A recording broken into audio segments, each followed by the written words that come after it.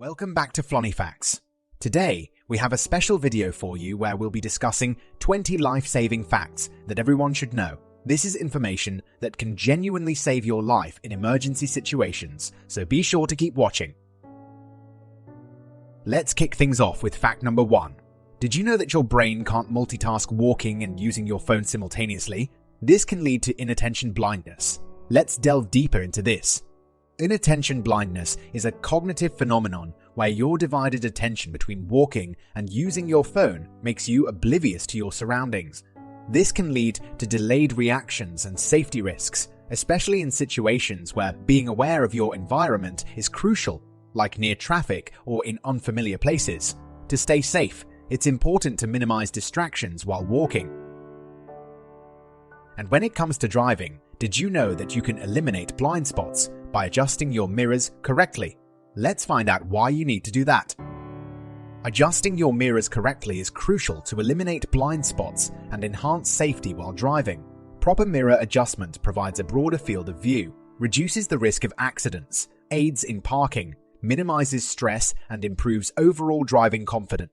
This simple action can significantly enhance your safety on the road by ensuring you're aware of vehicles and potential hazards in your vicinity. Keep watching because now we're talking about how heat transfers faster through liquid than gas. This relates to what you wear in cold conditions. Getting wet in a cold environment can cause you to lose body heat rapidly because water conducts heat away efficiently. Choosing the right clothing material is crucial. Cotton, when wet, tends to stay damp and can make you feel cold. In contrast, wool is an excellent choice for cold and wet conditions. Wool maintains its insulating properties, keeps you warm even when wet, and can wick moisture away from your skin, helping you stay dry and comfortable in challenging conditions. Don't eat snow for hydration unless it's your last resort. Let's discover why this is the case. Melting snow into water requires a significant amount of heat energy, which, when provided by your body's heat, can lead to heat loss. This process can increase the risk of hypothermia, a life-threatening condition in cold environments where your body loses heat faster than it can generate it. Therefore, it's generally not an efficient method for obtaining water in extreme cold conditions, and alternative water sources should be sought to conserve body heat and prevent hypothermia. And what should you do if you're on a plane making a water landing? It might be tempting to inflate your life jacket immediately, but is that the right move? Inflating a life jacket too soon during a plane's water landing can be risky. It may impede your ability to exit the cabin quickly and trap you if water rushes in. The correct sequence of actions is to exit the plane first, then inflate your life jacket once you're safely in the water. This sequence ensures a safer escape and minimizes potential hazards. Now, let's talk about surviving in the wilderness. If you ever get lost, walking downhill can increase your chances of finding help. Here's an incredible story to illustrate this point. Descending to lower elevations in a wilderness survival situation is essential because it can lead to finding help and civilization.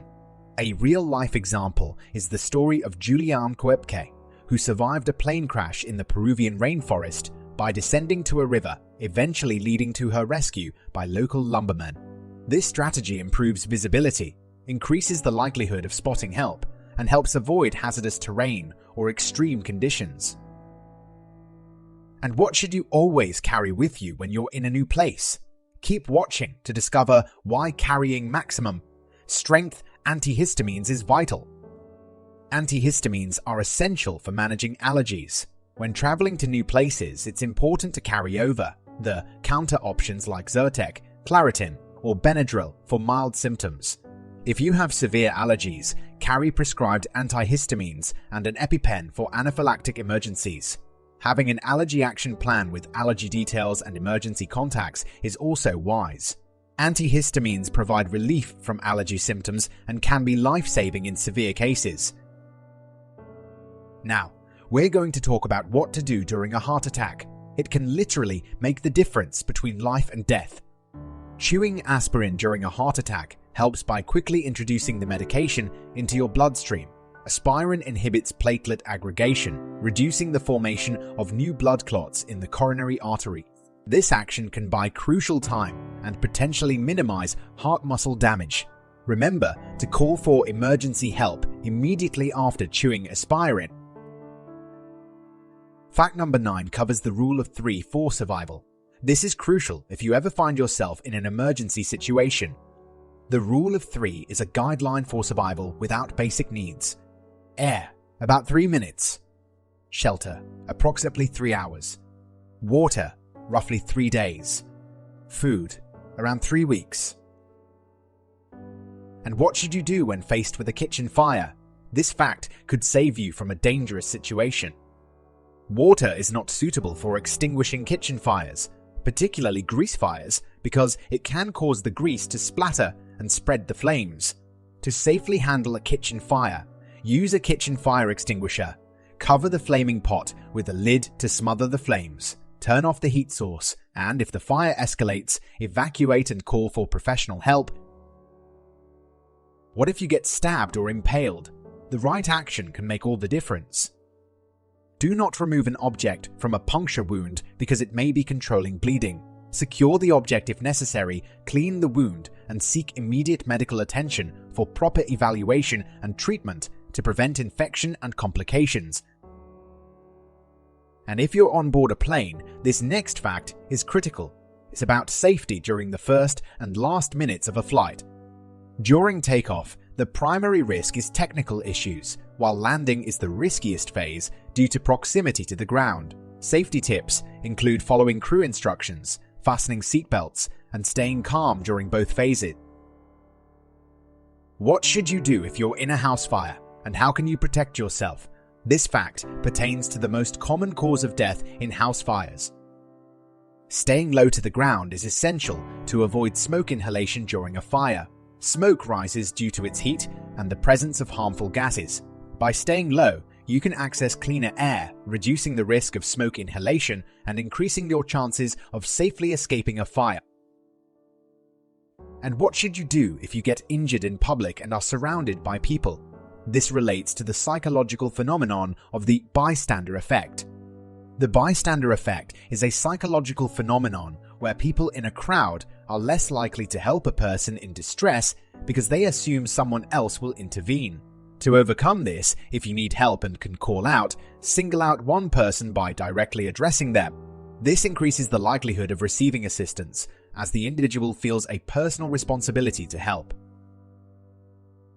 A bright flashlight can be used for self-defense by disorienting and temporarily blinding an attacker, providing an opportunity to escape.